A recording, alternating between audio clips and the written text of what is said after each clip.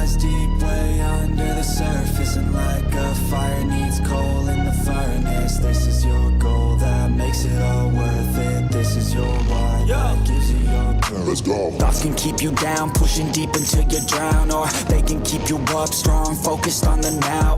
Glass half full, or has it been emptied out? Well, that's all up to you and your mind. Do you doubt anything, everything, not a thing? Make my thoughts work for me, manifest what I need, what I want, what I see. I could be anything, I attract all the things that I see. I believe I'll achieve as I breathe in and out again and again. I don't doubt, I sit and I plan, and I found out that I can execute if I'm driven, if I listen, if I learn all the wisdom. Read some books, something written, watch the best. Teach a system, I invest, never hidden, I ain't scared. Ain't no chicken, I take dance. I'll be winning, you get back what you're giving. Find the reason that you're living, what you're good at, all your gifts and what you love. Take a risk and find out what you've been missing, yeah. The will lies deep way under the surface, and like a fire needs coal in the furnace. This is your goal that makes it all worth it. This is your why that gives you your purpose. The will lies deep way under the surface, and like a fire needs coal in the furnace. This is your goal that makes it all worth it. This is your why that gives you your purpose.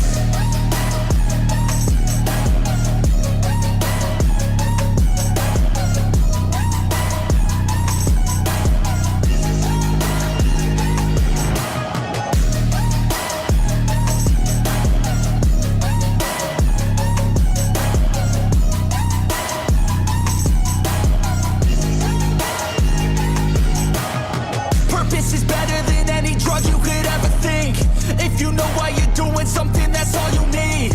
I wake up ready for the day because I believe in everything that I'm doing like it was meant to be. I get fixated and captivated on learning things. Don't hesitate to ask questions, the answer that I need. It's out there somewhere, I swear I can find the recipe. By testing, learning, and turning into a better me. The lies deep way under the surface, and like a fire needs coal in the furnace. This is your goal that makes it all worth it. This is your why that gives you your purpose. Your will lies deep way under the surface, and like a fire needs coal in the furnace. This is your goal that makes it all worth it. This is your why that gives you your purpose.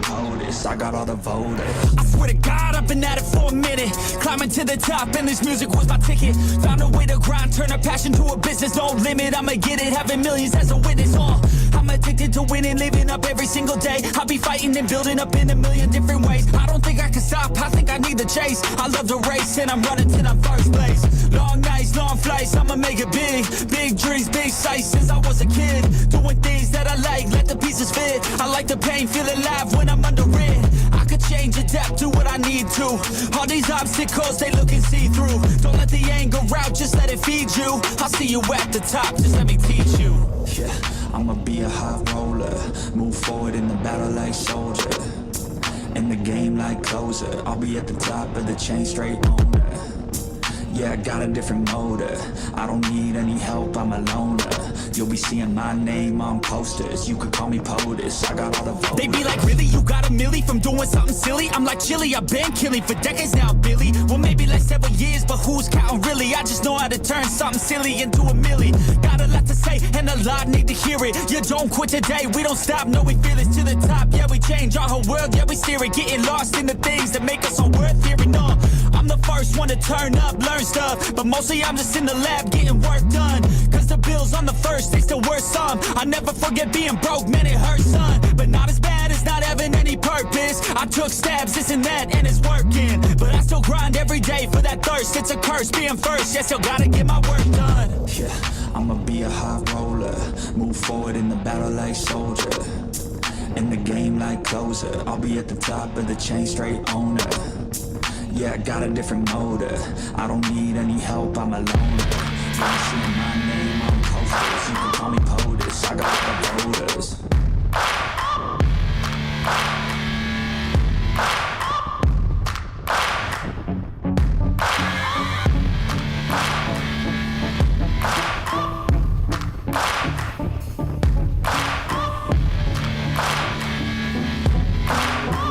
Let me get my head straight, I need a drink of water. It's been days I've had a headache. Don't wanna wake up one day, feel like I regret things. I want my story just to have a happy ending. And I don't got a plan B, a plan A is all I need. Took the ships from the sea and burnt them all, no retreat. It's kill or get eat, and get buried with the seeds. But that makes me feel free, hella focused on my dreams.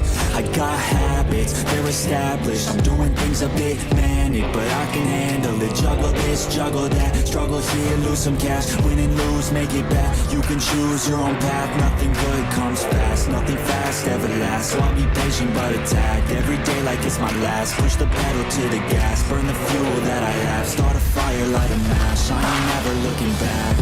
So plant hard in your feet. There's no retreat, burn the boats on the shore till they're buried underneath. There ain't no going back.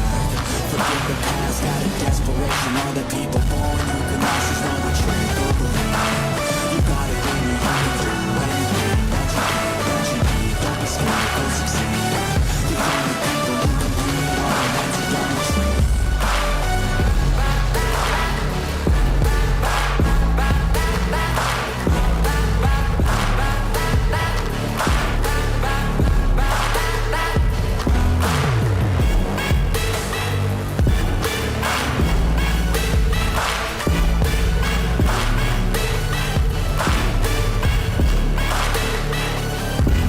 Feel unstoppable and responsible to try to make all the impossible go flip to probable. This life is not something that's optional. It's got its obstacles, but it's a gift. So don't miss out on your chance to be phenomenal. Push all the chips in. I take risks cause risky wins. I take it straight to the chin, then get right back up again. I don't lose, I always win, cause any loss is a lesson. I got a different engine. Wanna go, I'll go again. I'm on the chase while they running. Call the plays that are coming. Turn a profit out of nothing, like a prophet up and coming. Taking shots, I'm always gunning. When I gamble, never bluffing. Last shot, I'll be clutching. Hit the shot they always wanted. Game owners, train killers. I can make 7 figures, 8 figures, 9 figures. Pay for any fucking dinner. Paint a picture, life richer, good people, good liquor, life bigger, fight winner. I just wanna get there quicker.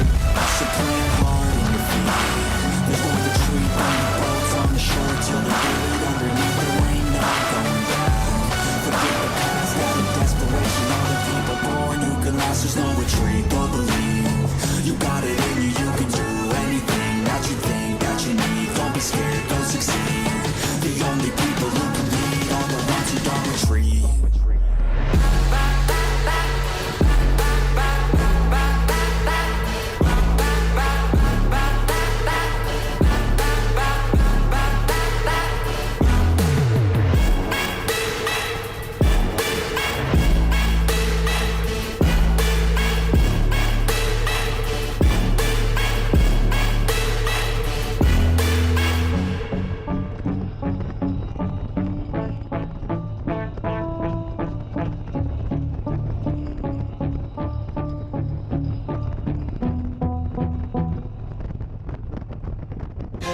I won't stop, I'm here to get what I want. I'm not lost, I'm here to make it to the top. I'll take a shot, I'll overpower any boss. Cause I am not Let's someone go. that you would wanna cross. I move quietly, like a shadow, there's a dark side to me. I work privately to go build and create my own dynasty. A new rivalry, it emerges ever so silently. But I got fight in me, so I'll squash anything that's trying me. I'm like, me versus you, I hope that you know what you're getting into. I got nothing to lose, so you better watch out, can't predict my moves. I'll make you irrelevant, I don't stop till I'm at the top settling. I live here like a local resident, and you know I ain't selling it.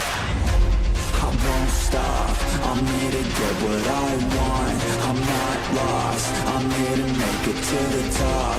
I'll take a shot, I'll overpower any boss. Cause I am not someone that you would wanna cross. I won't stop, I'm here to get what I want.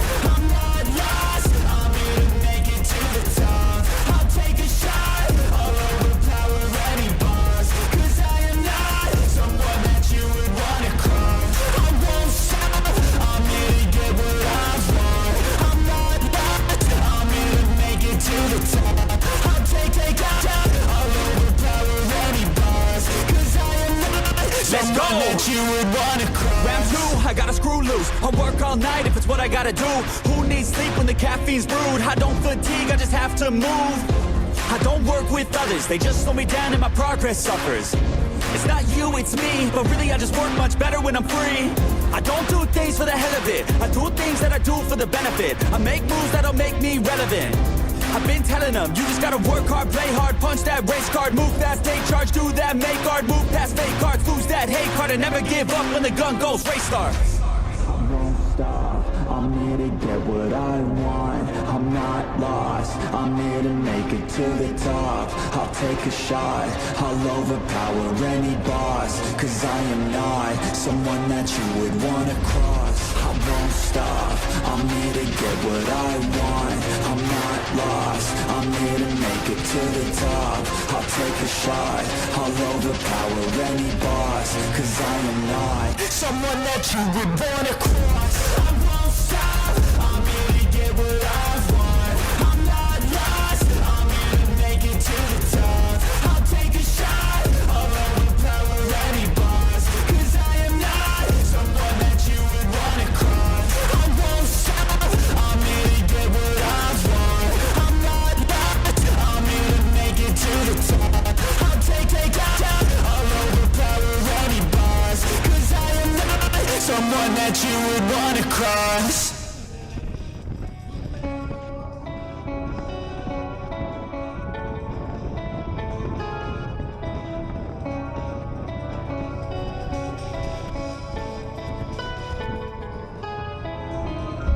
And I'll haunt your nightmares. Little did you know that I like fear. When you turn, I'll be right there. You should be afraid, you should be scared. Out of the darkness, out of the fear, here comes the monster waiting in there. Heart rate is rising, some call it scared. You'll feel the chill start raising your hairs. It's too late, you're here now. I hope that you're prepared, cause there's no getting out. You can feel the energy, dark like a cloud. Electrified by panic, terror and doubt. Don't cross me or you'll learn quick the hard way that I'm not one to mess with. I got a mind and that mind's full of mean tricks. I'll plant a seed in your red where the fear will stick. And I'll haunt your nightmares. Little did you know that I like fear. When you turn, I'll be right there. You should be afraid, you should be scared. We're all alone, you're on your own. It's you and me who's going home. Look up, cause I'm right here. Welcome to a real life nightmare.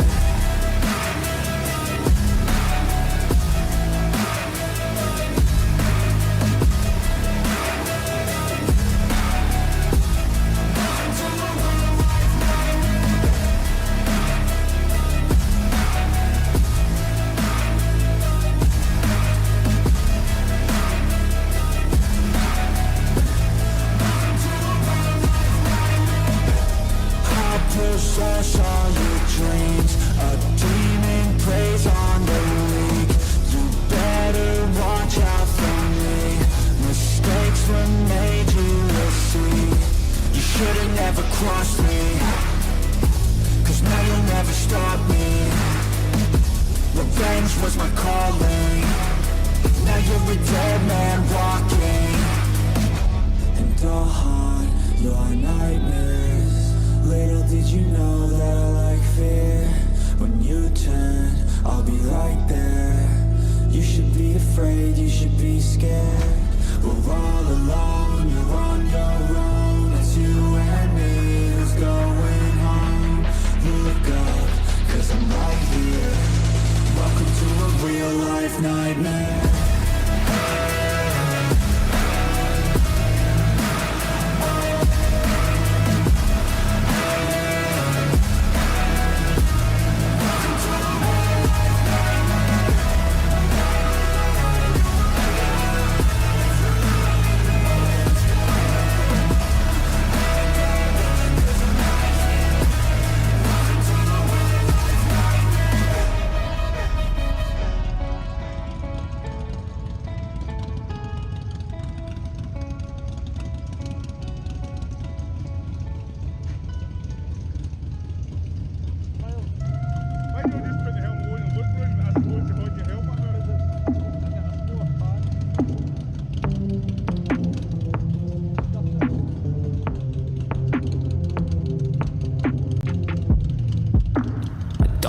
Ahead of me, I work so hard for everything. Don't wanna lose my time or my mind on the grind, but I want a better life for me. I do the things I hate to do, just to try to find my way to you. I see you in my mind all the time, visualize, and I hope that I can make it through. I gotta follow you.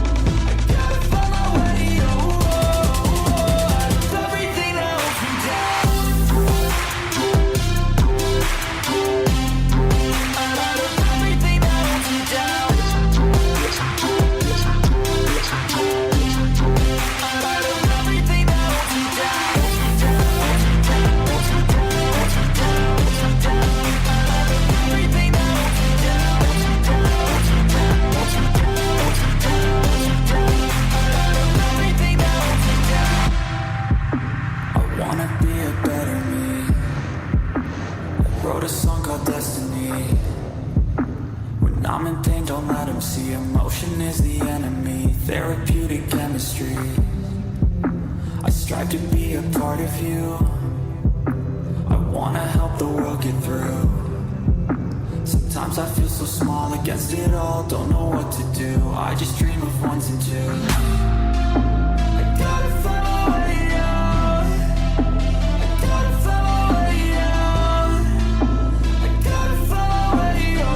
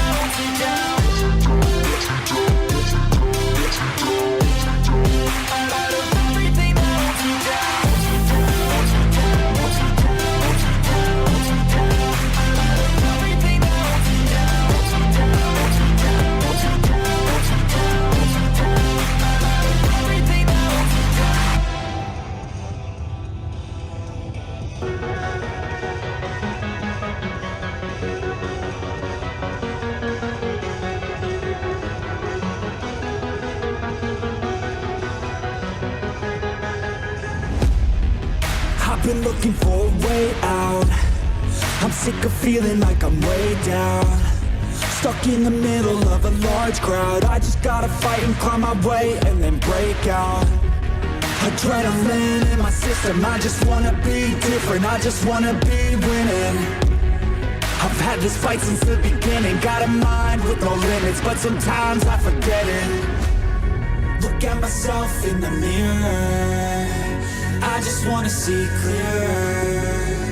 I could feel a little angst, I'm sick of my life, I just wanna make a change. The world is calling my name, I'm a little afraid, but I need to be brave. Cause when my head is filled with doubt, I just wanna be fearless.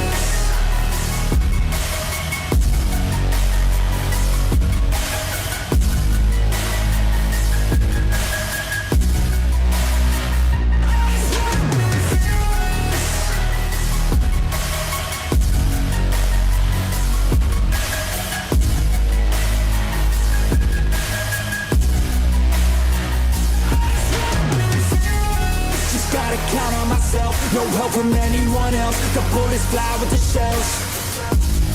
I'm gonna start to rebel and build an army to help, the strongest you've ever felt.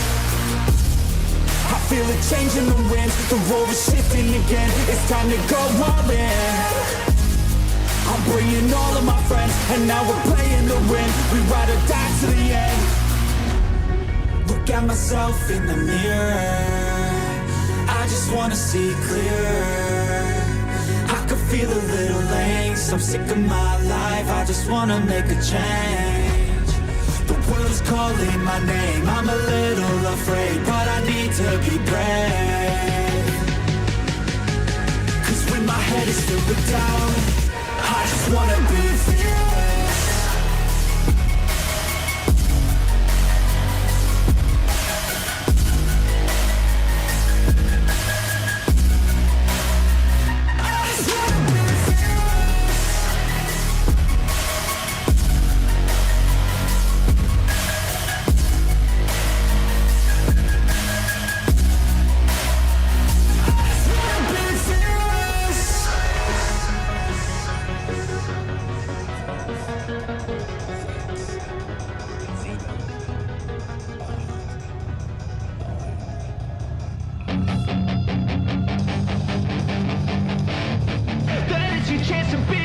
Hey kid, don't ever let them get inside your head. They'll tell you what to do in life instead of everything you know that you could get. Don't let them guide your life towards regret. I'll fight for what I love with every breath. My past is filled with things I won't forget. I use them all to push me to my best. So treat the worst of times just like a test. If only I could go back in time, I'd tell myself that everything will end up alright. Just push yourself, test yourself, figure out what you like, and find your limits, don't be rigid, always work towards a prime. Surround yourself with open minds, people can change your life. A few friends with intent can help you feel alive. Find a passion, take some action, and with a little time, just be patient, make a statement, try to enjoy your life. They'll try to kick you while you're down, they wanna rise up while you drown. They wanna fill your head with doubt. They're silently scared that you'll figure it out.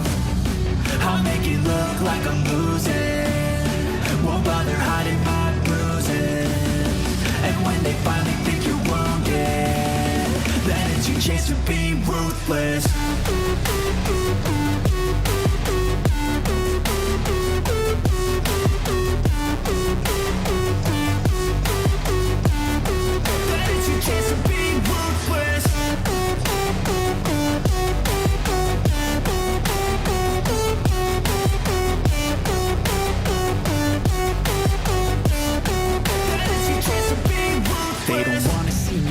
They don't wanna see me care. Anytime I make some progress, I can see that they compare. I think everyone's against me, maybe something in the air. Am I paranoid? I swear a void is forming and they're scared I walk a straight path. Not many can say that. I like to play fast, cross me and there's payback. You better pray that I don't see your face at any place that I go. I know you hate that. I've been doing fine, I'm not wasting any more time. I live for the fight and the climb, and I think that the pain that's deep inside is what defines. So won't give up, I'm gonna make it to the top. I don't care what's in my way, I swear I'm never gonna stop. I could fall flat on my face and I swear I won't give back up. Cause I don't deserve a thing and the road ahead is tough. They'll try to kick you while you're down. They wanna rise up while you drown. They wanna fill your head with doubt. They're silently scared that you'll figure it out. I'll make it look like I'm losing, won't bother hiding my bruises. And when they finally think you're wounded, then it's your chance to be ruthless.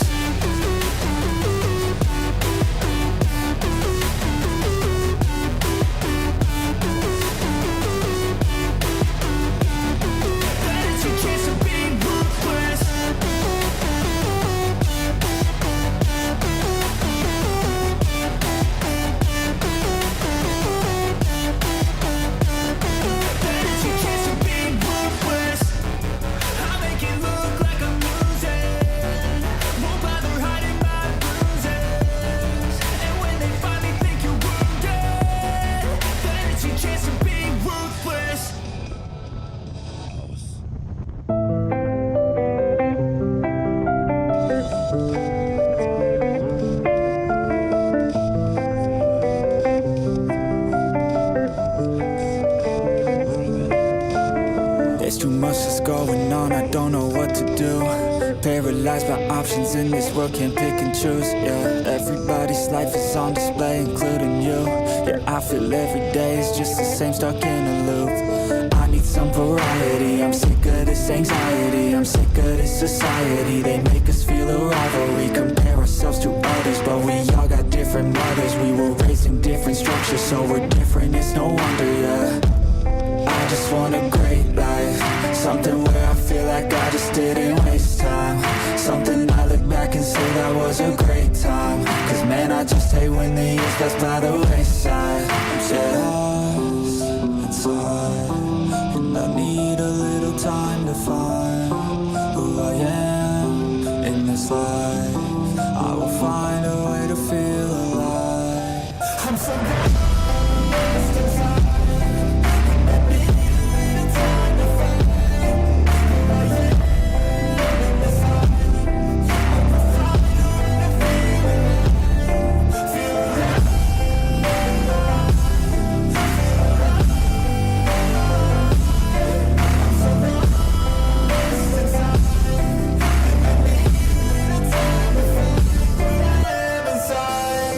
You better watch out now, I figured something out, what this whole life's about.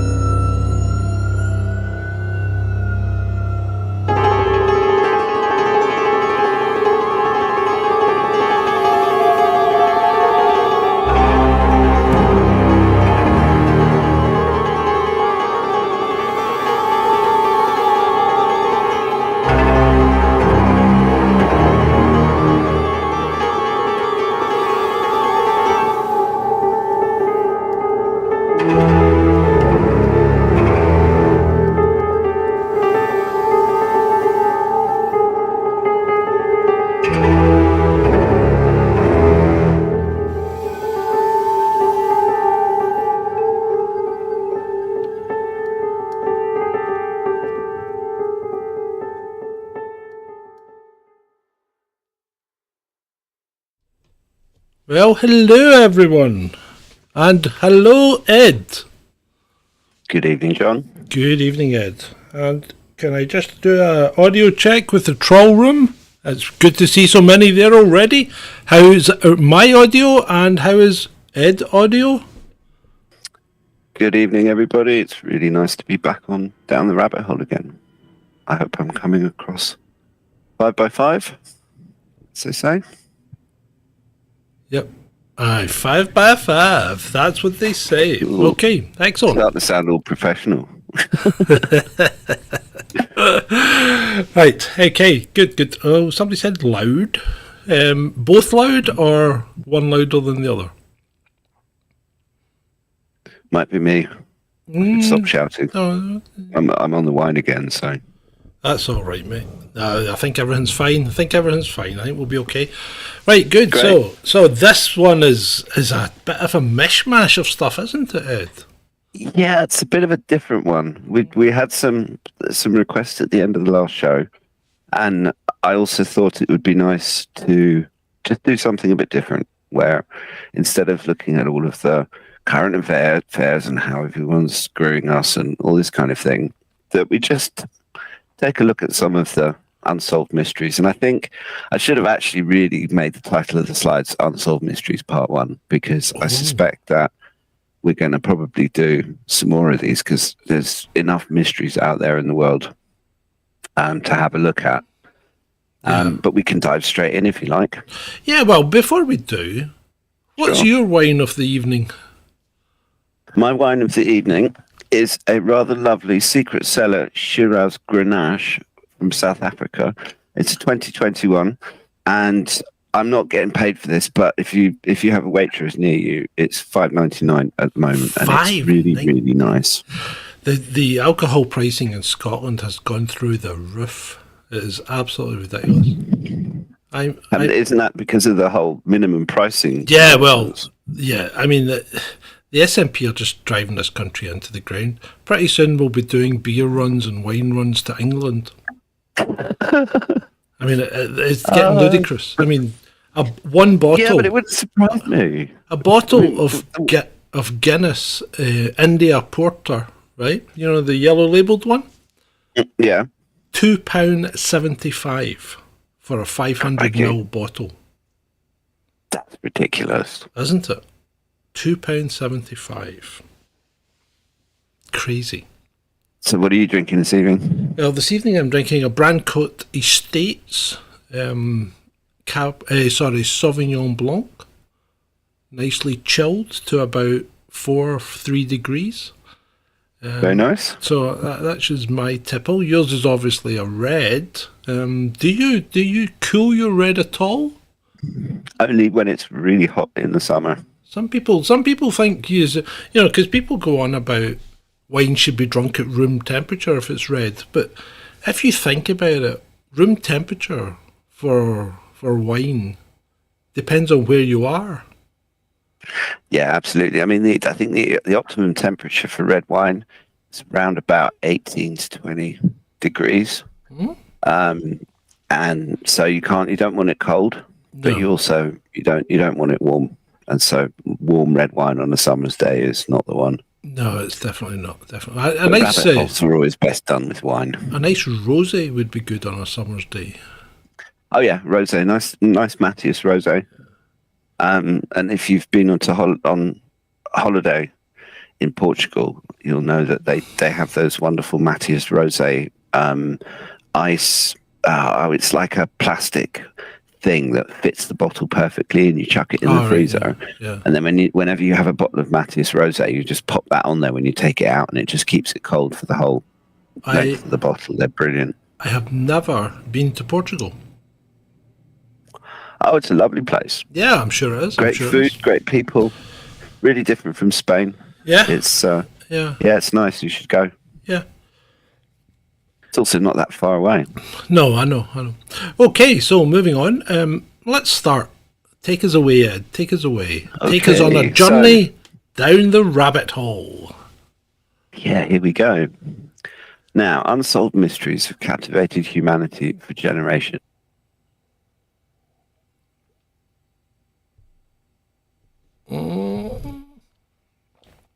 Ed, you're muted, or I've lost your connection. Oh my goodness.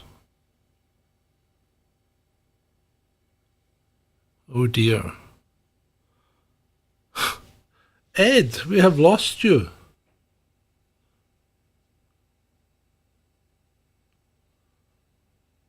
Now this isn't great because I can still see his screen, but it says his internet connection is not connected. Oh dear, oh dear. It just wouldn't be us if we didn't have a technical issue. Now, I don't think the issue is my end. Can anyone ping Ed a message on Twitter and tell him that he's not connected?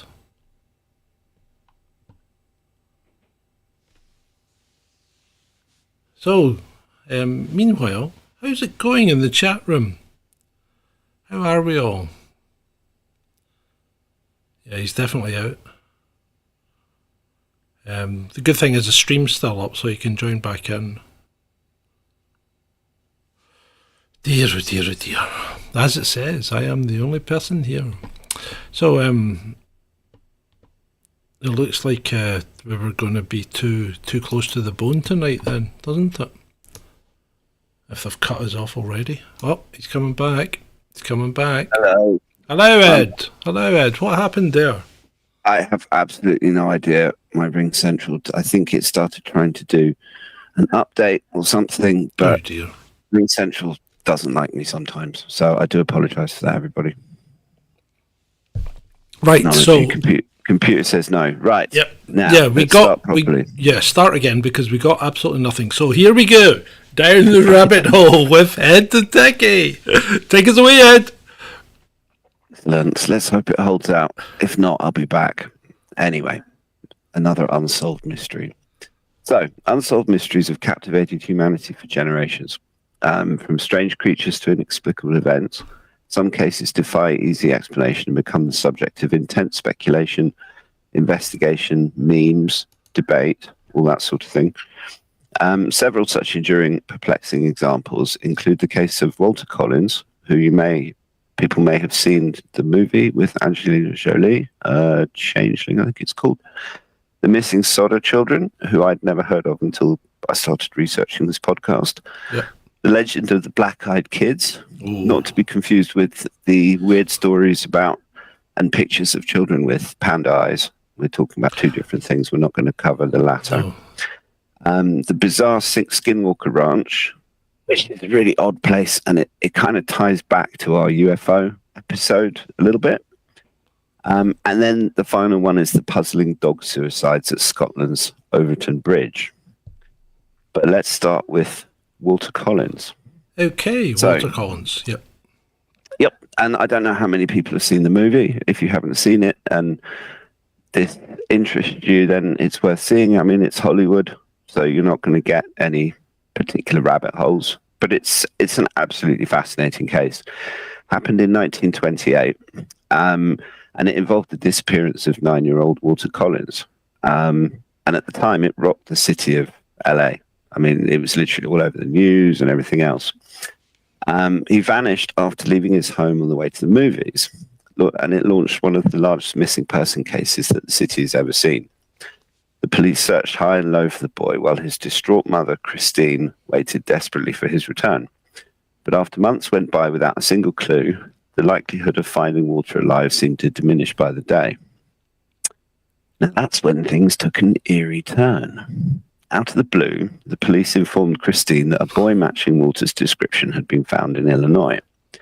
Christine anxiously went to pick him up, only to discover that this was clearly not her son. Though the boy claimed he was Walter, he was several inches shorter and lacked basic knowledge about Walter's life. Still, the LAPD shockingly told Christine to take him home, arguing that the trauma of her son's disappearance had simply distorted her memory. Which, now, as an ex-cop, right, I have seen some cops go to extraordinary lengths to avoid doing work, right? But that takes the biscuit. There's something. I mean, it's we have to put it in context though, because the thing that people who are unfamiliar with the case need to understand is that in the 1920s and 30s, Los Angeles also had one of the most corrupt police departments. I mean, at that particular period in history, there was a ridiculous amount of corruption in the police. And I mean, it's a whole nother rabbit hole, but you can trace that all back to Prohibition. Yeah. Because you created this massive gangster class, and they were, they took over. But it's just astounding how the police could just say, no, that's your son. It's your, I mean, it's the ultimate victim shaming or something. It's like, no, of course this is your son. But why would the police brush off the grieving mother's claims that the boy was an imposter? Hold on a second. No. How long was he missing for? He was missing. Oh, hang on. I'm not sure. Right. I can't remember off the top of my head. It was. Was it weeks or months? No, I think it was months. Right. Okay. Yeah, I mean, it might have been like 6 months to a year or something. Right. Okay. I've got 6 months in my head for some reason. Illinois is a fair distance from California, especially in the 20s. Mm-hmm. Right. Now the other thing is, he's only been missing for 6 months, and the police are telling his mum that she's misremembering how her son looked. Yeah. That she's lived with for 9 years. Yeah. Okay. It's mind blowing. I mean, now it beggars belief. It does, but we also have to remember the time period. And this is now 95 years ago. Yeah. Jeez, we're getting old. So it was, technology was different. Mm-hmm. Society was different. Yeah. I mean, it's as alien for us looking back as it is, but as it would be for someone looking forward. But as I said, why would the police brush off the mum's claim that the boys? I mean, she was saying to them, "This is not my son," and they were like, "No, it's your son. You're misremembering." It's like that's misinformation. That is your son. Just take him home. Yeah. Break him in for a couple of days. See how he feels. Oh dear. Listen, you have to just take over for a minute. My doorbell's just gone. Good grief. Maybe Ed's getting a secret delivery, or maybe this is him getting swatted.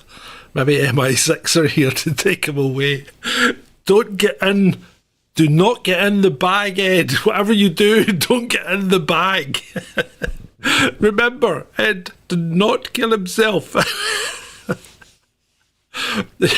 So anyway, the universe is conspiring against me. I was just wondering, in case it was 6, I was shouting out, "Do not get in the bag, Ed." No, it's Amazon for downstairs. So that's a computer problem. An Amazon delivery. What the hell? Okay. Yeah, thanks very much. Yeah. Anyway, right. So back to Walter Collins. Yep. Now, obviously, rumours swirled that corruption was at play. Some speculated the LAPD simply wanted to close this troublesome case at any cost. Others wondered if Walter had stumbled upon something he shouldn't have, and thus caused officers to quietly dispose of him. But there was no evidence. There was no trace of the boy.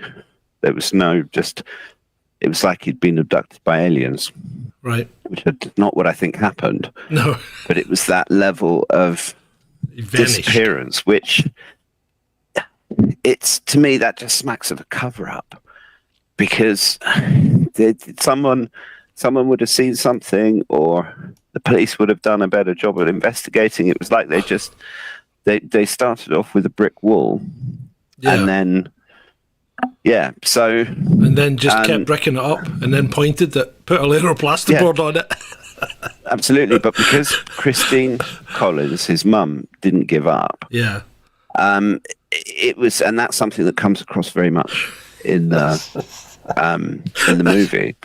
But she even went to Walter's dentist, and even the dentist said that dental records don't match. Right, okay. But even proof of the boy's false identity didn't do anything to sway the LAPD, and they dismissed the dental records as inaccurate and just continued to assert that the mother was it's like misremembering. It's like a more elaborate version of your dad bringing home a different hamster. Yeah. Absolutely, it's like dad ran over the dog, so he went off to try and get an identical one, and the kids know what's going on. Yeah, because the dog is nearly identical, but the kids who love the dog very much know it's not the same one, and the dad's telling them they're nuts. Yeah, that's the same dog. Right. So what? So did she keep the child? Well, we'll come okay. to that. Sorry, I'm getting ahead of myself. But it was only through the work of Captain J.J. Jones, who was head of the LAPD's juvenile division, that the truth finally emerged. Jones had independently launched an investigation confirming what Christine knew all along, that the boy was an imposter. The LAPD was forced to acknowledge their errors, and that also voided hundreds of missing child cases due to relying on shoddy detective work. So Christine's torment was gone. So was the boy going along with it? Yeah. Yeah. Right. No, he played along. Okay. Even though he couldn't remember. I mean, when she asked him questions about his childhood, he would make stuff up that was completely wrong. Right. And he was essentially trying to play along, because it's almost like someone told the kid, look, this is your mum, and if you don't go with her, then nobody else is going to want you, and you have to just pretend to be her son. Or they just said to his missing mum, they just said to him, look, this is your mother, and your real name's actually Walter, and this is the way it is. So, I mean, the poor mother, she's first of all, the son's disappeared. Then she's had to run around with the police. And then the police turn up with this mystery kid telling her he's her son, and that she's a crazy person for not believing them. But why did the police stridently believe that he was her son? Why? What was shutting down? I mean, he was up in arms about it. And it got to a point where they were practically going to declare her criminally insane for denying that this was her son when it wasn't her son, and even the dentist was saying it wasn't her son. And the crazy thing about this is it's still unsolved. There's nobody knows what happened to the real Walter Collins. Right. So, but this detective guy said, yeah, it's not your son. So yeah. But did she just? I think she ended up looking after him in the end, if I'm not mistaken. I didn't actually think to note that down in my notes, but I think she did. Yeah, that's nuts. And it's, I mean, to this day, people still wondering about it. I mean, it's in the light of modern times and human trafficking and all of that really dark stuff. Yeah. I mean, guaranteed that stuff was happening in the 20s and 30s. I wouldn't be surprised. So maybe this is just a version of that, and maybe, I don't know, maybe it was some sort of paedophile ring at the top echelons of LA society or something like that. It's a truly bizarre case. So basically what we're saying is the boys come to a sticky end probably, right? On the way to the pictures, one way or the other, okay? Mm-hmm. And they obviously thought he was maybe a waif and stray. He turned out not to be. His mum takes up the case. She won't let it go. So the police basically find a replacement and foist them on her. Yeah. And that's just bizarre, isn't it? It's completely bizarre. It really is. It boggles. I mean, and the thing is that it's when you sort of research it, you just get to this line where he's still missing. Yeah. And they get to a point where everyone just gives up, and it is truly bizarre. Yeah, that's the next one. Quite horrible. The Sodder children is equally bizarre. Yeah. Because this is like Walter Collins times 5 plus fire. Yeah, that's Now, it starts off in the sleepy town of Fayetteville in West Virginia, and turned into a nightmare on Christmas Eve 1945 when George and Jenny Sodder's home went up in flames. George, Jenny, and 4 of their 10 children escaped, but a shocking tragedy was discovered. 5 of the Sodder kids were gone. Morris, 14, Martha, 12, Louis, 9, Jenny, 8, and Betty, 5, had vanished into the raging fire that consumed the home. Mm-hmm. In the chaotic aftermath, troubling clues began to emerge that cast doubt on the assumption that the children had perished in the blaze. Oh, hold no on, remains were ever found. Hold on. We're missing a child. You said there was 10. Hang on. George and Jenny and 4 of their 10 children. So that's a good point. What happened to 1? Hang on a minute. Sorry, I'm not trying to put a spanner in the works. No, hang on. I believe I didn't spot that.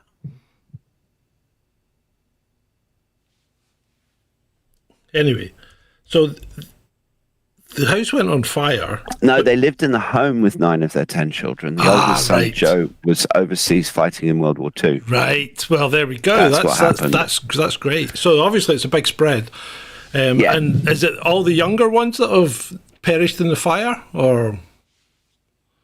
I'm sorry for asking these questions. I've just got an inquiry. No. It's a good question. I just wish I'd thought of that when I had. Don't worry about it. When I was doing my research. Don't worry about it. I didn't think of that. Carry on. Right.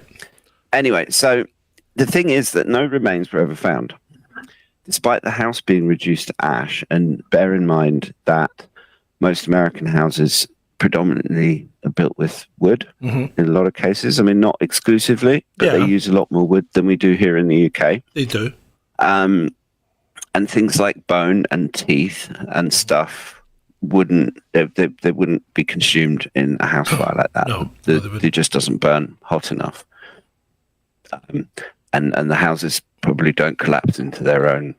Yeah, there would be some remains at free fall. But no remains were ever found. So, yeah, and the other weird thing is that George Sodder discovered that the telephone line had been cut and the family's ladder was missing from its usual spot.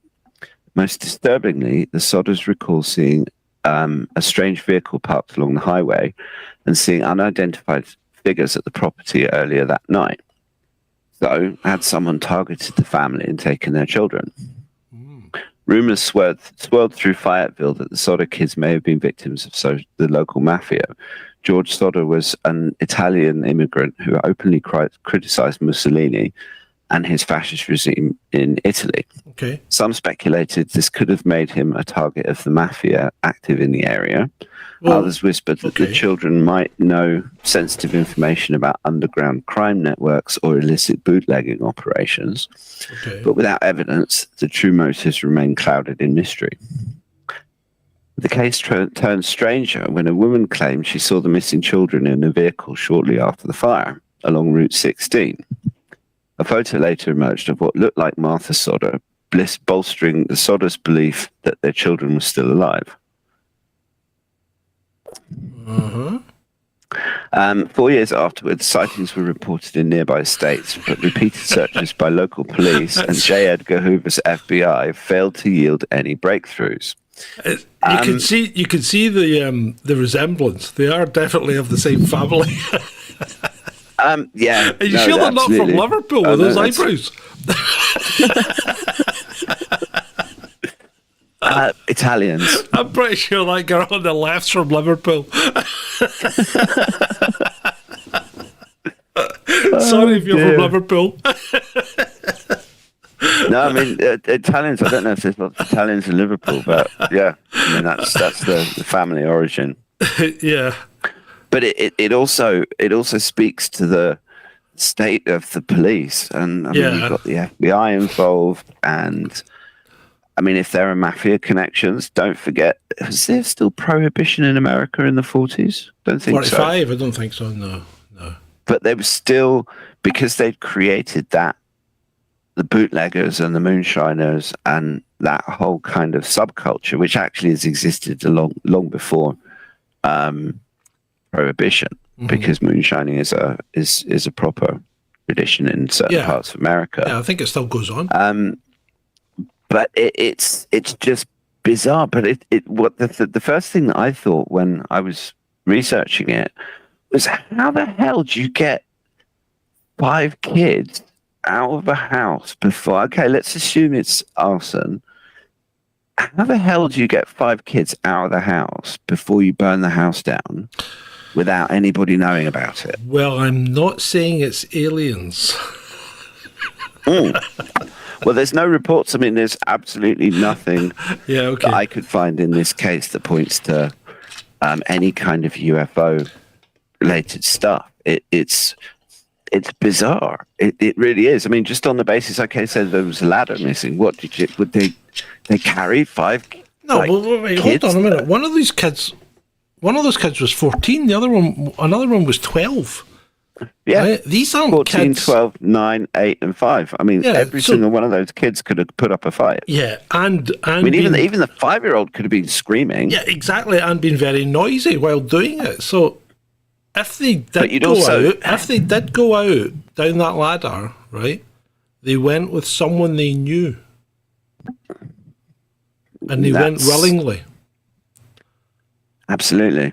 That's the only way you're going to get 5 kids out of there, unless you've got a whole team of men and you've chloroformed them, and you're just going into flights of fancy now, really. But if to get 5 kids out down a ladder at night without waking up the parents, right, they've got to be cooperative. I think. Because they would have to be, because if you have a kid that's half asleep. I mean, if you drug them, say chloroform them, or you somehow manage to sedate 5 kids, you'd have to. I mean, we're not talking about small kids; they're not babies that you can just kind of pass around. I mean, it's like carrying an adult almost. Yeah, it's absolutely bizarre. Yeah. They had to go willingly. If they're not in that building and there's no trace of any remains, right? So that's a big red flag. So they weren't in the house when it burnt down. So they had to leave willingly. So they must have left with someone they knew and trusted. In my view. Yeah, no, I don't see any other logical explanation. It's you can sort of try out different thought experiments in terms of how it could be done or how one might do it, and it always comes back to the same thing, that those kids had to be walking, and they had to be, and therefore they had to be cooperative. And if they're cooperative, then they're either being coerced somehow, get out of the house or I'm going to shoot your mum in the head, or it has to be someone that they know and trust, who says, come on kids, we need to get out of the house because there's a fire, or come on kids. I mean, it could have been done as part of the evacuation. So Spencer in the chat says that they set the fire, right? Now that then begs the question, was there any allegation that these kids were maybe being abused? No, it's, I mean, for years afterwards, sightings were reported in the nearby states. And a photo later emerged of what looked like Martha Sodder, bolstering the Sodders' belief that the children were still alive. But repeated searches by local police and the FBI failed to yield any breakthroughs. Yeah. And remember, this is also the time that J. Edgar Hoover was in the ascendancy. Mm-hmm. So the FBI not making any breakthroughs is really not saying very much at all. Because back then, I think that they were still, I know in the 1920s and 30s, the FBI was even denying that there was such a thing as the mafia, because they denied it for years. It was bizarre. And it's like there's all this mafia stuff going on, and everybody knows there's mafia stuff going on. But if you ask an FBI agent, there is no such thing as the mafia. Yeah. Bizarre. I mean, even if the kids had made their own escape, right, and set the house on fire on the way out, they wouldn't go undiscovered because they're kids. You know, they couldn't have stayed together because it'd be too easily identified.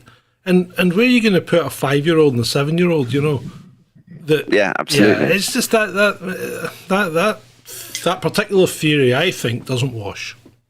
No, I mean there are some people said that they were sold overseas or swept up into human trafficking rings.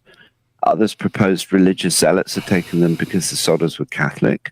The most common rumour held that organised crime elements remain the key. Perhaps the mafia had wanted to send a message not to meddle in their affairs. Hold on. We can take those one at a time if you like. Religious zealots had taken them because they were Catholic. John, we're talking about the mid-1940s where such things were far more important than they are today. But they were Italian. Of course they were Catholic. Yeah, but John, we're only talking like 15 years after the police tried to convince a mother that her son, that this child was her son when he wasn't. So, let's be fair, Ed. People are still trying to convince us even today that some things are true when they're obviously not, you know? Mm-hmm. Yep, it's just the propaganda hasn't changed. It's just the means that they deliver it. Mm-hmm. Back then, it could be the police saying, look, this is your son, and you're a crazy person if you think it isn't.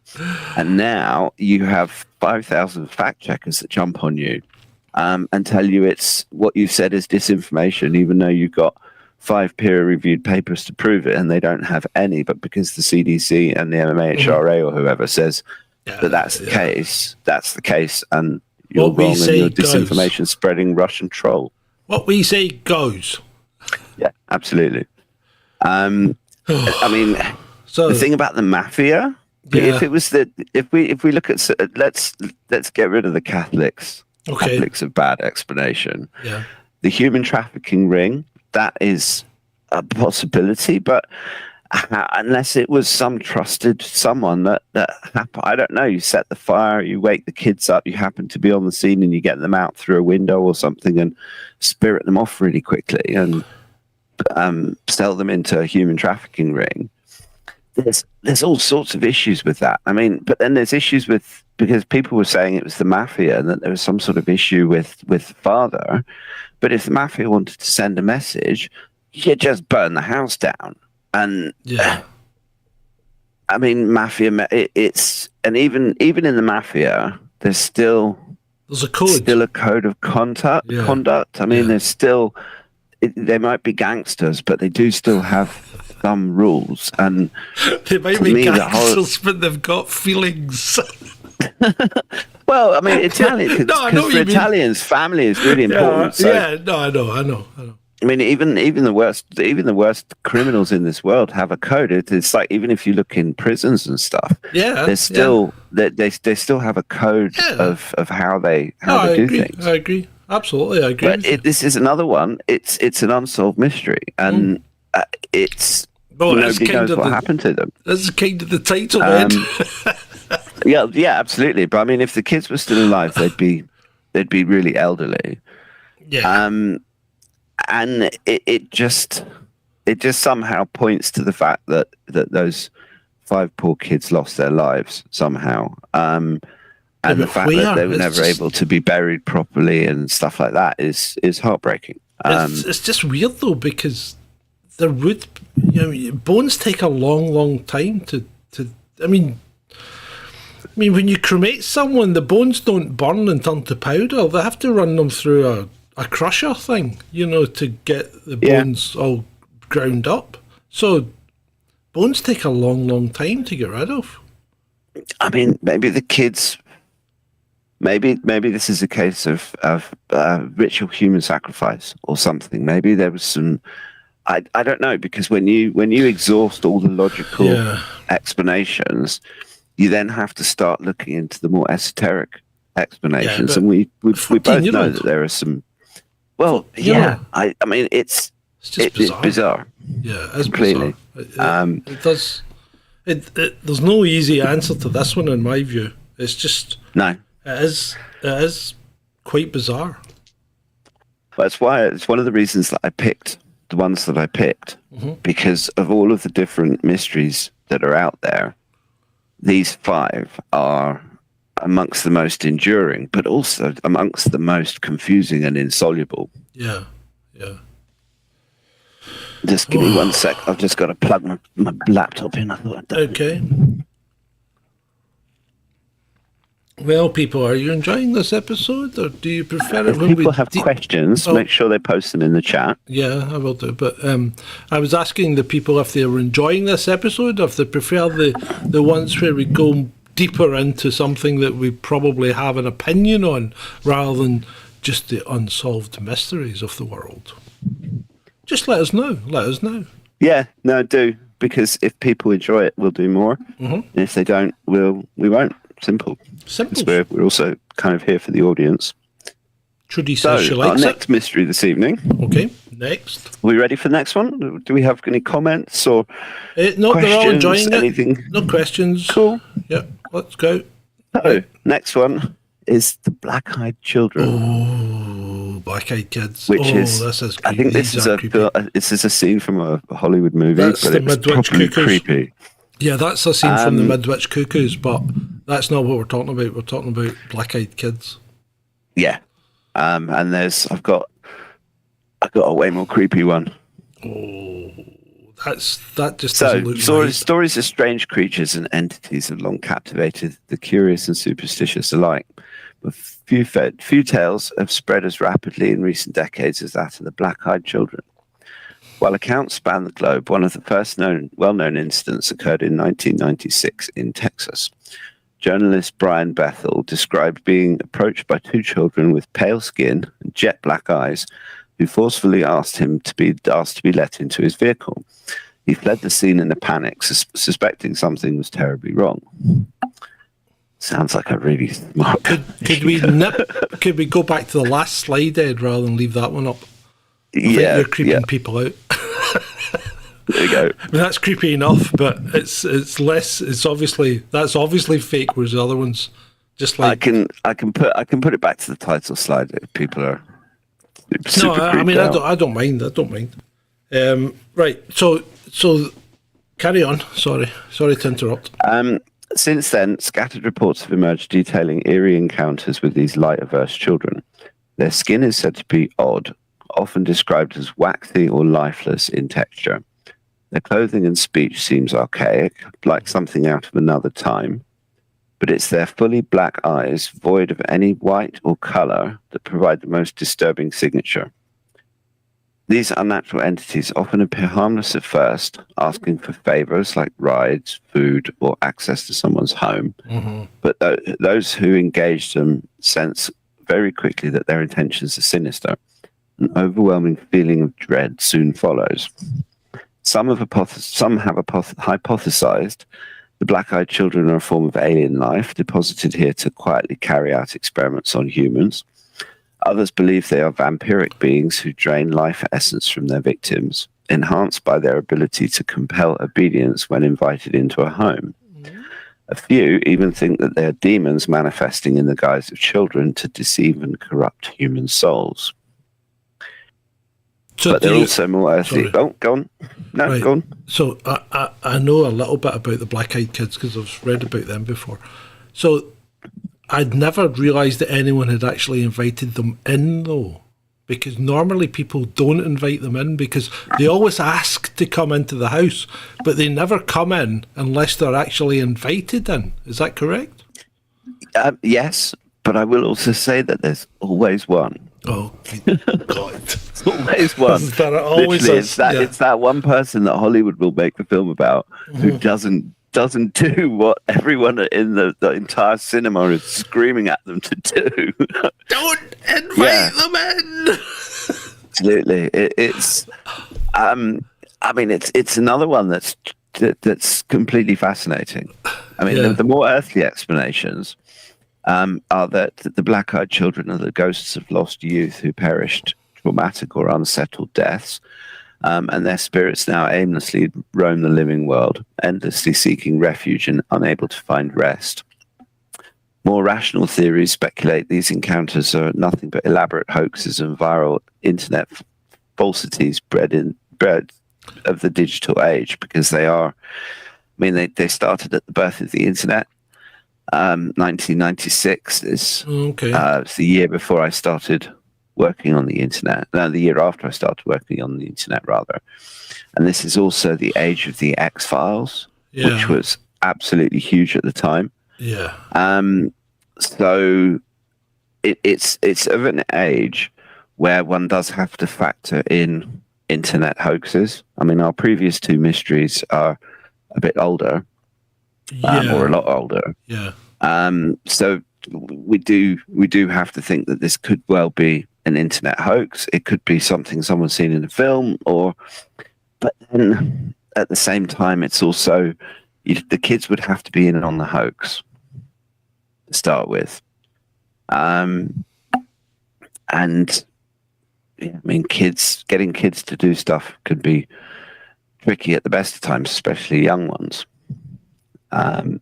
Still, and the eerie consistency. Are they not supposed to get quite obstreperous if you don't invite them in and things like that? Yeah, no, they do. They get very sinister. That's the thing, is that if you don't do what they say and let them do what they want, then they start giving off very evil sorts of vibes.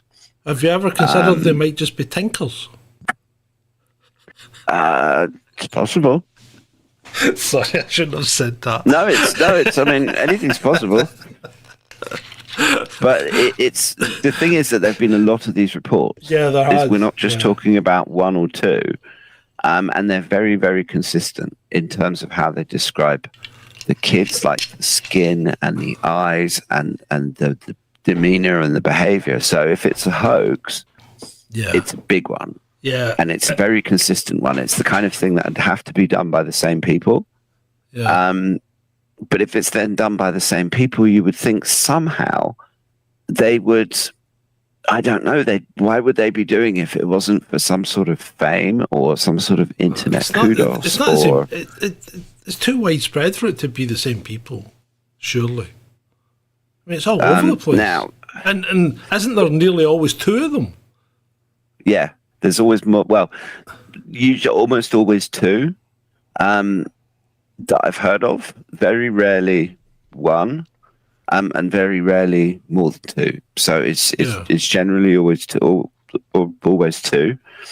Now there are rumours that there is a classified government file about the black-eyed children that is said to exist, like a proper X-File type thing. Mm-hmm. And apparently it revealed startling connections between their appearances and the areas of increased UFO activity or paranormal disturbances. God. The file also contained a blurry photo showing a pale figure with jet black eyes lurking in an abandoned warehouse, which I went trying to find, and I couldn't find it. Yeah, okay. It's unclear. If someone can find it, or if someone's seen it before, then do feel free to link it in chat. It's unclear whether this is genuine evidence or just an elaborate fabrication, but it does suggest that officials may know more about these entities than the public is privy to. Mm-hmm. The mystery surrounding the black-eyed children phenomenon endures. Their presence seems to invoke primal human fears of the unknown and malevolent forces we can't hope to comprehend. I'm going to keep vigilant for this one, because this one really attracted my attention. It's a difficult one because there isn't a huge amount. I mean, there's very few pictures other than the ones that I showed that come out of Hollywood and stuff. Yeah. But it's fascinating, and it's, if it was one or two instances of this happening, then I would be kind of inclined to brush it off as a hoax or something like that. But there's too many spread across too wide an area. Yeah. And it's just one of those ones that just begs for more research, but you can't, it's not like there's loads of trails to follow or clues to find or anything like that. These kids just somehow appear for certain people and do what they do, and then they go off to wherever they go off to. Usually at night. The only stories that I've heard of them showing up are of them at night. Quite often in bad weather. Quite often in bad weather. The weather doesn't seem to make a difference. Okay, right.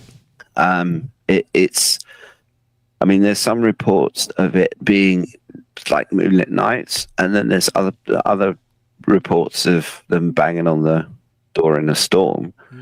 But for everyone listening, the one thing that you should never do is let them in. So if you ever get stopped on the road, or you get bang on the door and it's the black-eyed kids, just don't. And it's some doors are just best left shut. Just keep it shut. Go back to bed.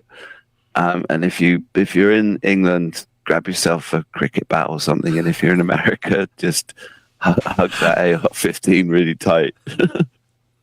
So the next one is a little bit more lighthearted. And that one is not that. This one, Skinwalker Ranch. Oh, Skinwalker Ranch. Now, there's a lot. I mean, Skinwalker Ranch has been done to death by many, many people. Oh yeah, but it's absolutely. It's always worth revisiting because it's quite the creepy place. Yeah, and I mean, because we're trying to keep the episodes to roughly an hour, we're probably going to run over a little bit. But yeah, Skinwalker Ranch, as you say, it's been done to death. I mean, the place is like. I was going to say it's like paranormal enthusiast mecca, but then you could describe Area 51 as that. It's one of those places that has just attracted vast amounts of research, and I'm not even going to attempt to do it justice. This episode is more about giving people an idea of some of these mysteries, covering them a little bit. Maybe you've heard of it, maybe you haven't. Maybe it'll spark off some interest and people will want to do their own research. And this is one, if you want to research Skinwalker Ranch, the biggest issue you'll have is trying to determine fact from fiction. Bring a big ball of string.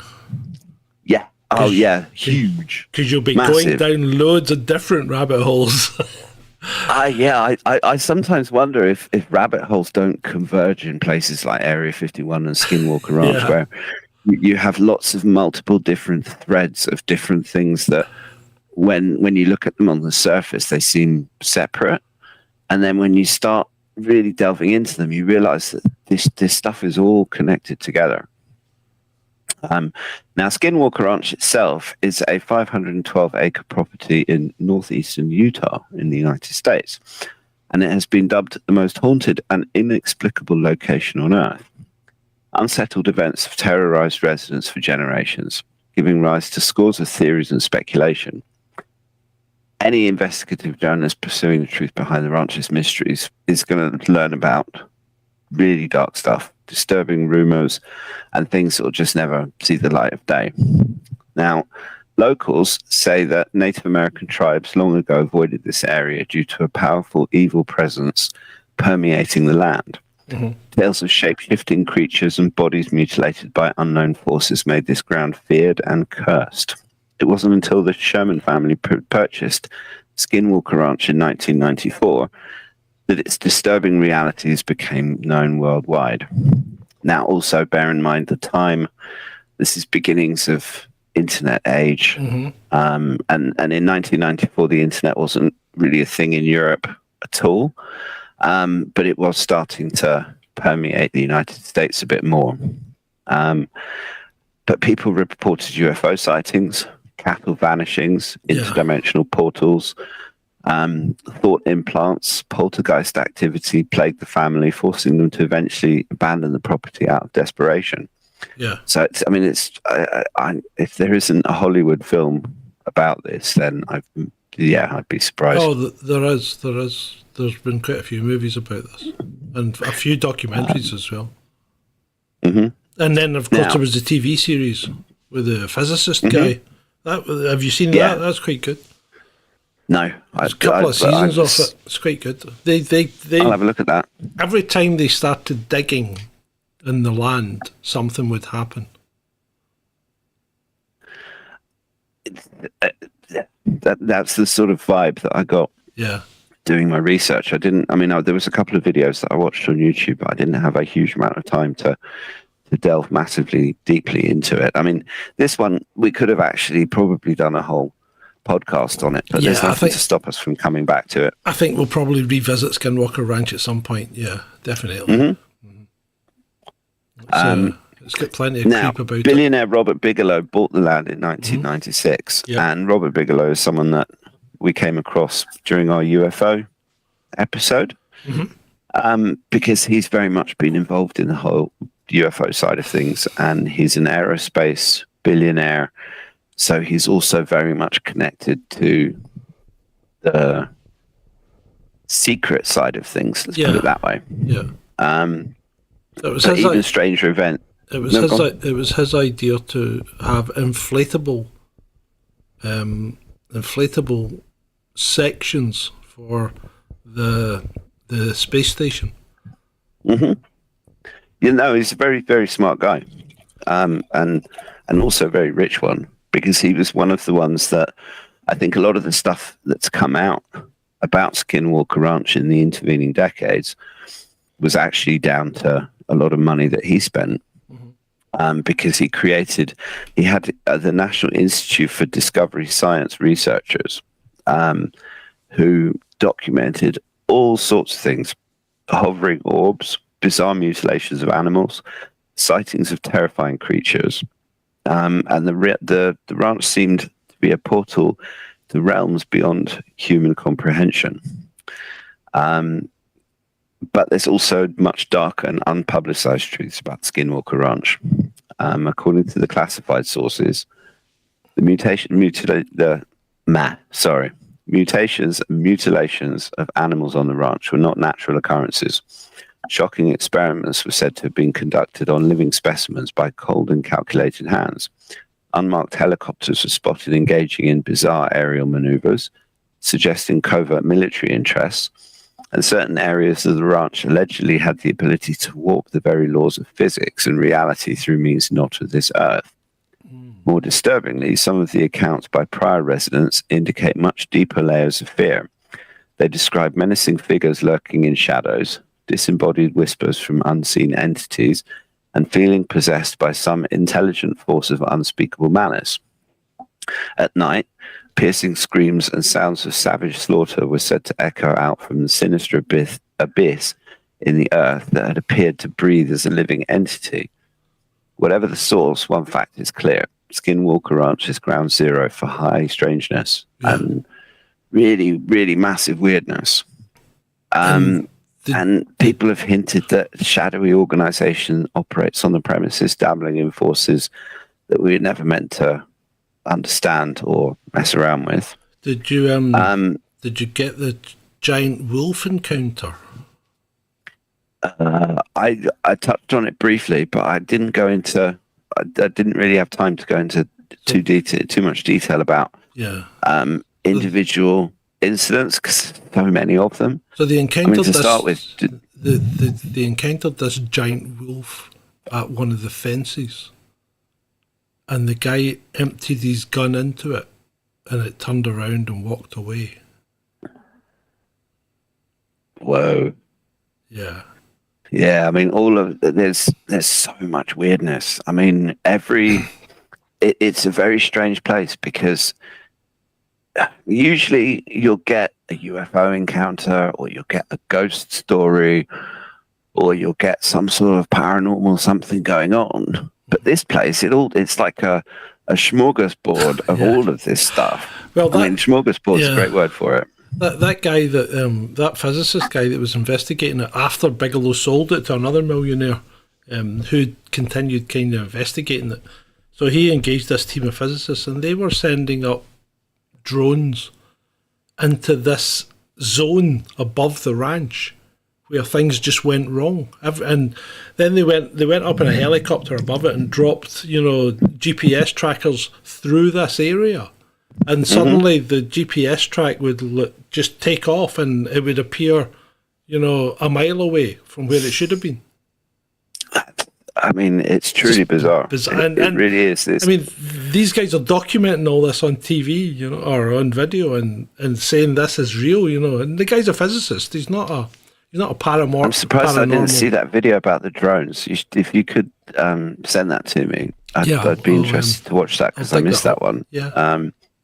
because GPS trackers, okay, you can fool them, but you have to have some pretty high-tech gear to be able to do it. Yeah, but they were dropping like, they were throwing them out the helicopter one after the other. So they were maybe putting 20 out on parachutes, So they would gradually go down through this zone. And when they went through the zone, the track would just go out completely awry. It's as if there was a zone above the ranch that didn't allow electromagnetic information to go in and out of it. Yeah, weird. Maybe a portal. And I mean, I have a lot of respect for the Native Americans, and they're a much more ancient, wise, and noble culture than they're given credit for. And I've read some amazing books and stories by Native Americans that have just completely blown my mind. And if they say that there's something dark going on there, and it's probably a good idea to stay away from there, I'm definitely not going there on holiday. Yeah. But again, it's one of those, it's an ongoing mystery. I think there's something buried underneath it. Something buried underneath it? I mean, I'd be completely willing to accept that there are certain parts of the earth where the differences between different realities or the multiverse or whatever you choose to think of it, that there's places where it's not all completely stable. Yeah, but I think there's something underneath Skinwalker Ranch that shouldn't be there. Yeah, or things that happen there that shouldn't have done. Well, maybe but I think there's something physical there. What sort of thing? I mean, I've got two theories. When you say physical thing, okay, what are your theories? My two theories are, one, it's either some kind of remnant of a previous lost civilization, right, that's high-tech and it's still operating to a certain degree, and that's why you're getting all these weird effects, right? Mm-hmm. Yeah. Or there's an alien spaceship under there. Okay. That's the two theories. I mean, well, they're two proper rabbit hole theories. Mm-hmm.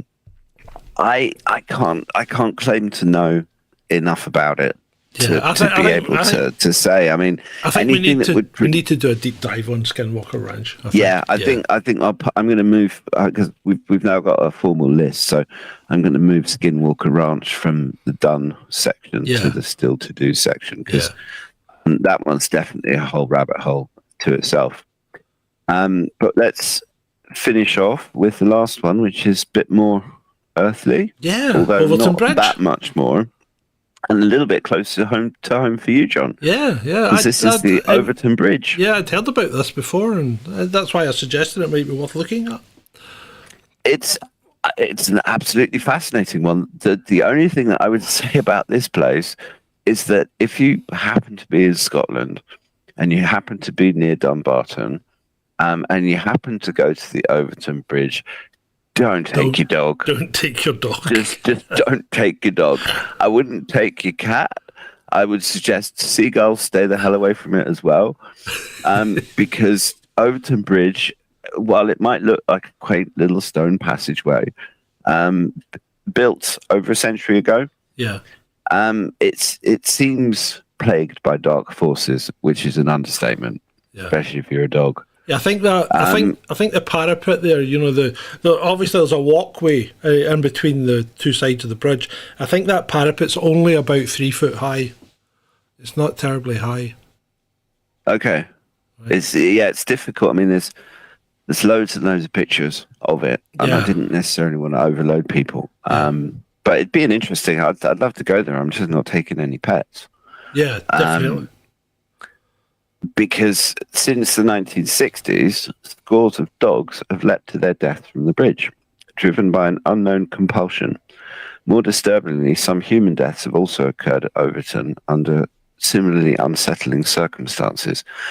I would just like to say that now I'm reading that back to myself. It's actually more disturbing that dogs died than humans died, but there you go. The dogs keep jumping off it, don't they? It's completely bizarre. It really is. And I mean, there's the ancient texts that reveal Overton grief. Bridge's cursed history. That's a painting, is it, or is that? It's that to me looks a bit CGI'd. Yeah, but yeah, unless it just happened to happen and someone had a camera out. no, But I think that's a fake. But anyway, yeah, but that's kind of what happens, though. now, it was built using stones carried from a nearby lean-to house, and it's said that restless spirits hitched a ride in the masonry to their new home. Local tales going back generations tell of ghostly figures and odd lights haunting the moors around Overton. In 1984, Kevin Moy threw his infant son to his death from the bridge before attempting suicide himself. Was he possessed by the bridge's darkness? There's no answer to that. Most canine deaths occurred on sunny, calm days when pets suddenly raced up to the bridge's side and leapt off without warning. Yeah. Several jumped from precisely the same spot. Their distressed owners reported seeing nothing unusual prior to the shocking events, but something compelled those animals to jump over the bridge, or jump off the bridge. And it is. I mean, the stories that I've read are literally they were just like walking, and suddenly the dog decides to just take a running jump off the bridge, and there's literally no indication from the animal at all that there's anything wrong. And one of the things that I love about dogs is that you always know if there's a problem. Dogs will always, I mean, dogs will know there's a problem before humans know there's a problem. Yeah. And I mean, a dog will stop. I mean, this is why we have helper dogs for like blind people and stuff. And not just the seeing eye dogs, but I mean, you've got the ones that carry the remote control for you and stuff like that. Yeah, go and get your beer out of the fridge and stuff like that. Yeah, I mean, humans have always had dogs. One of the reasons that humans have always had dogs around us is because they're really good guard dogs. I mean, that's the thing. And so for a dog to not give any kind of indication there's anything wrong, and then suddenly jump off a bridge, what the fuck? Yeah, it's just bizarre. It really is bizarre. It's completely. I mean, and there's So several dogs have jumped from precisely the same spot, and their distressed owners report seeing nothing unusual. Now, rumours swirl that Overton Bridge may be a thin place. That's a quote from probably a little old lady somewhere, where the barrier between worlds wears thin, allowing restless entities to cross between dimensions. Others whisper the bridge is a vortex of energy that disorients animal senses, overriding survival instincts with suicidal urgency. But local legends suggest an even more sinister force drives the bridge's cursed legacy. Some describe sighting a tall, robed figure beneath Overton Bridge, exuding a deep sense of foreboding. Dogs seem especially attuned to its presence, resulting in their panicked flight to escape the bridge's unseen resident. This dark entity is said to crave fresh blood and souls, using its insidious influence to claim new victims. Nobody knows why. Nobody knows much about it at all, but there's all sorts of stories and rumors and things passed down the ages. And it's very difficult to come away from even giving this thing a cursory look like I've done for this evening's episode. You get a real proper sense of something dark and evil going on. I mean, there's too many doggy victims, and the pattern of behavior it's just too coincident. There's too much consistency for it to be a coincidence. Simple as. You can't. It's the same as the black-eyed children. There's just too many of these stories. And I mean, okay, with the black-eyed kids, you could think that maybe there's internet people just in the birth of the internet where it was all still a massive free-for-all. But people are not going to lie about their dog jumping over a bridge. I mean, it's when it comes to our pets, that's not necessarily something that I think that people are going to.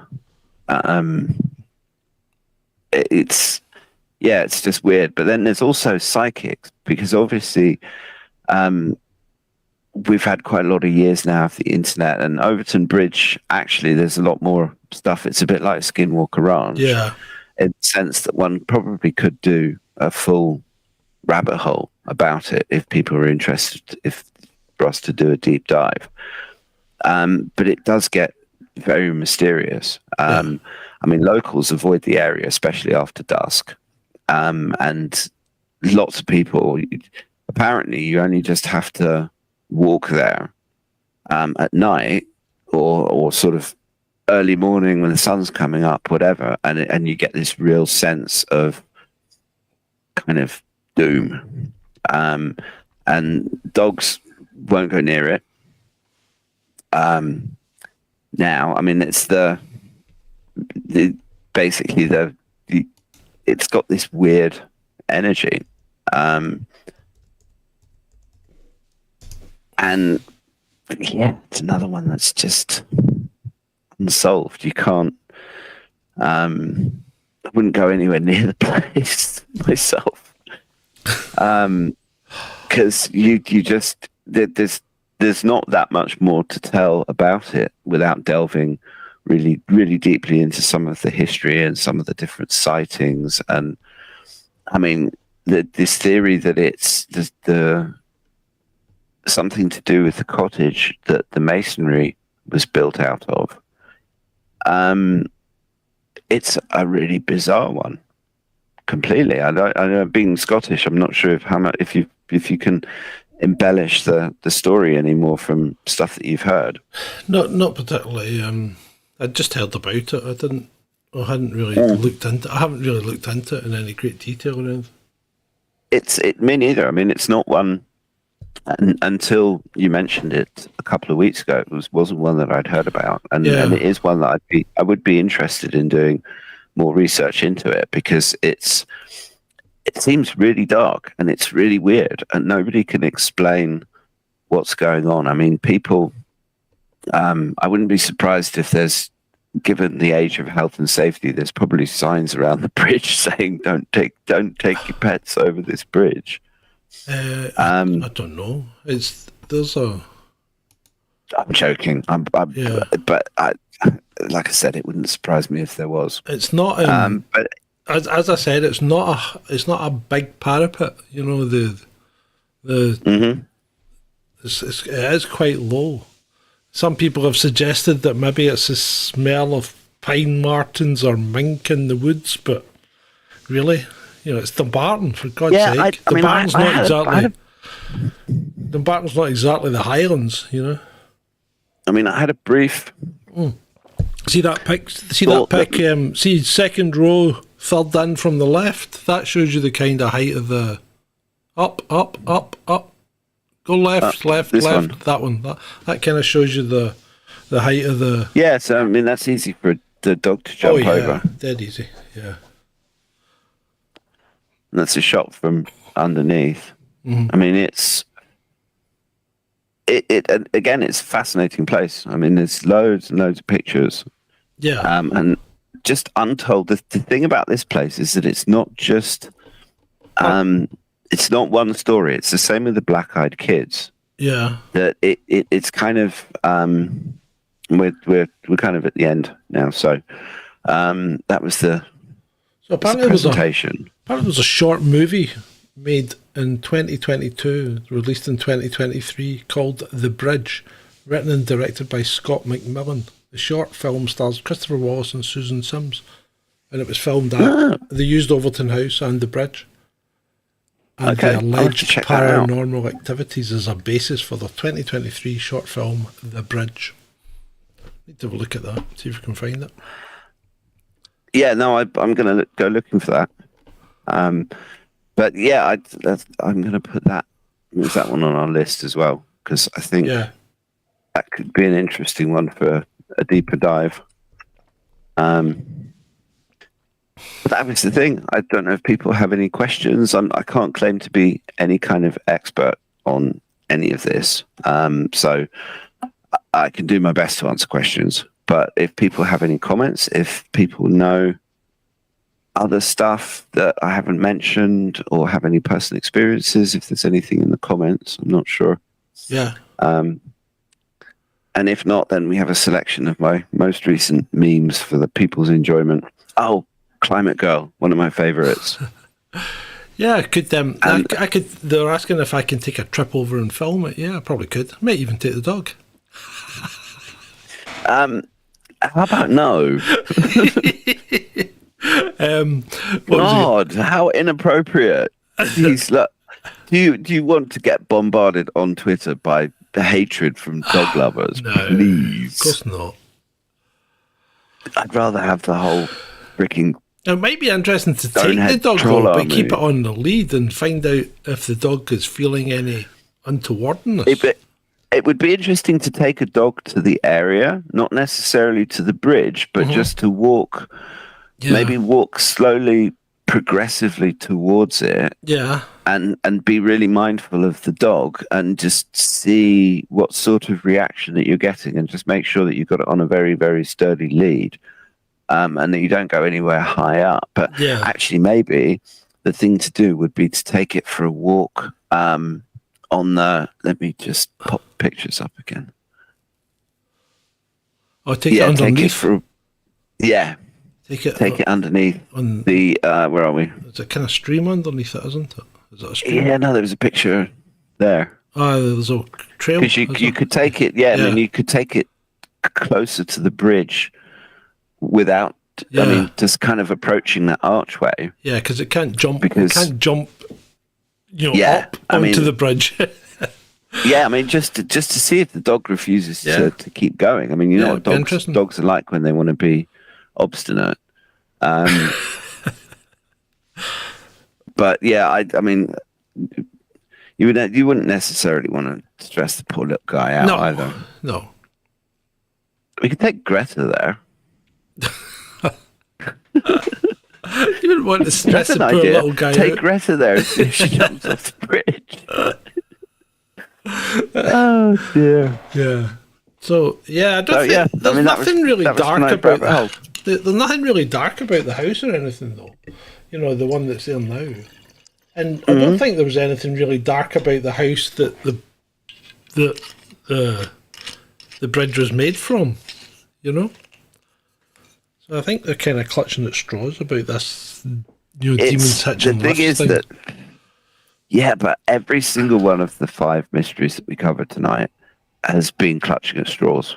And the best people can do. I mean, there's all sorts of fanciful theories and just I mean, there's the more rational. Every single one of the different mysteries has their more kind of scientific based attempts at rational explanation, and then they have the far out wacky crazy stuff or seemingly crazy stuff, and we all know that the world is a much more crazy and interesting place than we necessarily think it is, and but I personally, I think these mysteries add something to life. They give you something interesting to think about on a very simple level. Yeah. And they kind of, it adds a bit of spice. I mean, if everything is dull, boring work, then life would just be like poor Lewis Hamilton in this meme that I've got on the screen at the moment. I mean, it's just, I don't want to live in a world like that. I would rather have unsolved mysteries and unexplained things. And even if some of it's scary, that's part of the tapestry of life. Mm-hmm. Yeah. I mean, I agree. it's, and it was fun to do this rabbit hole, but we need to think about the next one. Yes, that's what I was going to say. So what do you think the next one should be? Any thoughts, people, of the interwebs? I know what if we can put, if we're going to do a vote on it, then can we please put John Lennon on the list? John Lennon. I recently listened to a fantastic podcast that Johnny Vedmore put out with a guy who's, I should be able to remember his name, but I've got a brain like a goldfish, so I can't. Okay. But it's I posted about it on Twitter when it came out. But if you check newspace.com, which is Johnny's blog site, you'll see the interview there. And I'd love to John Lennon, but let people in the audience pick something as well, and then we can put it up for a vote. Trudy says the electric bray. I lived in there for a long time, so the electric bray's just down the road towards Croy. I've been up and down it on numerous occasions. So the electric bray's, it's an optical illusion, and what happens is the way the road's been cut into the land, and the way the land slopes down towards the cliffs over the sea, it looks like the road is going downhill when it's actually going uphill. So people that are driving on the road take their foot off and start braking, and they suddenly find themselves stationary because they're braking on an uphill road that looks as if it's going downhill. It's really bizarre. Yeah, but there are some. I mean, some of the optical illusions that I heard about one, and I haven't seen it myself, but apparently there's a particular time, like when the atmosphere is a certain way, you can be approaching the pyramids at Giza in a particular way where it looks like they're actually floating above the ground. Yeah. Well, I mean, you get that quite a lot with heat haze as well. Yeah. No, it's completely bizarre. Yeah. And it's one of those things that Tell you what freaked me out one night. I was coming home from the night shift. I was coming home from the back shift, so I'm driving down the road about midnight. I'm driving down a back country road. I turns around a corner, and suddenly, and I'm on a motorbike, right? Okay. Suddenly, I can't see the road because the road is blanketed in fog, right? But the fog's only 2 foot high. But it's so thick, I can't see the road. Yeah, that's bizarre. It was weird fog. really, really freaky. I'm like, what the? And all I could do was follow the line of the fence. Yeah, well, that's the most sensible thing to do. And I got around a corner and it just disappeared. It was really, really freaky, though. That is weird. You're just lucky that didn't happen on the M25 at a really busy time. Yeah. Well, because that's bizarre. People that drive on motorways in England are nuts. They really are. I don't understand why they keep piling the speed on when they're driving into fog when you can't see where you're going. And they do it. They do it all the time, and it frightens me. I think, and I'm not easily frightened when it comes to driving, but I think, what can these people see that I can't? I think that I think people like that are really stupid. Mm-hmm. B, I think that when you're driving, the thing with driving is that the only difference for me between driving and diving is one letter. And in both activities, the one thing that I'm acutely aware of is that one mistake can end you. And what's worse about diving compared to driving compared to diving is that in diving you can take someone else with you, but it's much more difficult, assuming that the person that you're with isn't being an equal idiot to whatever you're doing to get yourself into that much trouble. Yeah. Or it's some technical malfunction, but your buddy is there to help you out. With driving, you're more likely to injure someone else, and that's something I'm acutely aware of every time I'm in my car on the road.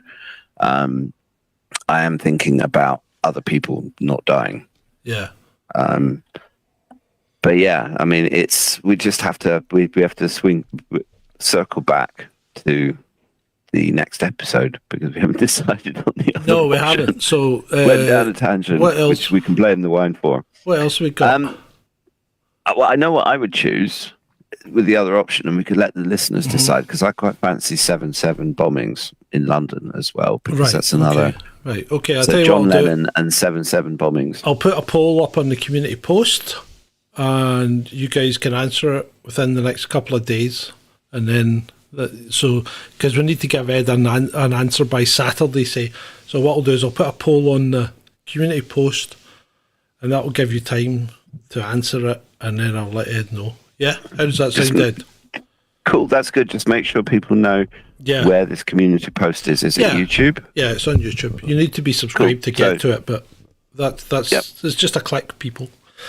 Yeah, no, subscribing. They haven't to spend any money. It's just a click. Clicking that it's all button. free. Have you guys hit 1,200 users yet? No, we're close. We're come close, on, guys. Everyone listening, look. Even if you're not on YouTube that much, please just go to YouTube and click that subscribe button for Chasing Descent, and let's try and get them to 1,200, because I know that would make their day. Thank you. Well, it'll make Ben's day. It'll make my day when we get to 12,000. Well, yeah, but I've seen Ben posting about it on Twitter, and Ben's had his own stresses recently, and he's had his hospital thing. So he seems to be getting let's get it to 1,200, and maybe that'll help with his recovery. Yeah, he does seem to be recovering eventually. It's taken him a while, but he knows why, and I keep lambasting him for it. But we'll get there. Good. We'll get there. Sometimes you need to. I think we're kind of done, Ed, are we?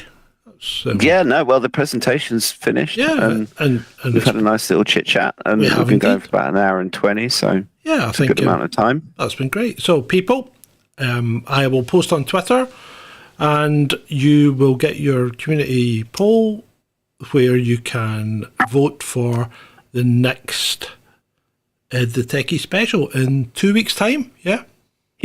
Yep. 2 weeks. There we go. Should be good. 2 weeks' time. So. With that, thank you for attending this Chasing Descent special with Ed the Techie and Down the Rabbit Hole. It's been great. For you.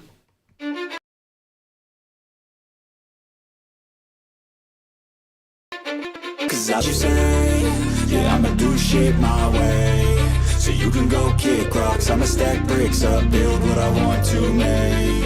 Yo, I got a lot of shit to say, so I'ma do this every day. I'll be writing things until I'm fucking buried in my grave. 6 feet deep under, but my body won't decay. Cause my messages are timeless, so they'll put them on display. Oh yeah, I rap with a certainty, I have a sense of urgency. A message for eternity, for everyone internally. I had some people burning me, but now they fucking learn to see I ain't the one to fuck with, now they looking nervously. And I don't really care what you think of me respectfully. You can kick rocks if you think you're fucking better, see. I will outwork you, turn you to an enemy. Hurt you so bad that you're gonna need some therapy. I got the motherfucking recipe. I've been cooking up hits, I'ma leave a legacy. You'll be looking small when you're standing right next to me. I'm 5'10", bitch, but I'm 10 feet. Cause I don't give a fuck what you say.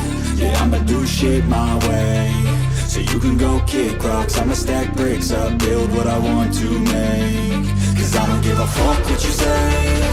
Yeah, I'ma do shit my way. So you can go kick rocks, I'ma stack bricks up, build what I want to make. Yeah, I'ma do it my way.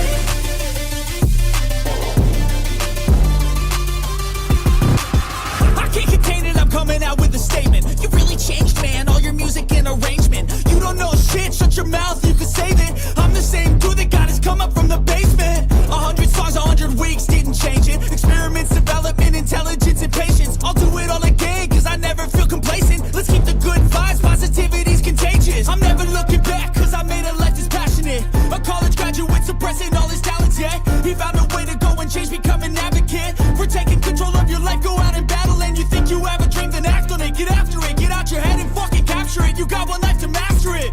Don't give up on your future, we all start losers. We're all late bloomers, gotta struggle through the sewer. What you say, yeah, I'ma do shit my way. So you can go kick rocks, I'ma stack bricks up, build what I want to make. Cause I don't give a fuck what you say. Yeah, I'ma do shit my way. So you can go kick rocks, I'ma stack bricks up, build what I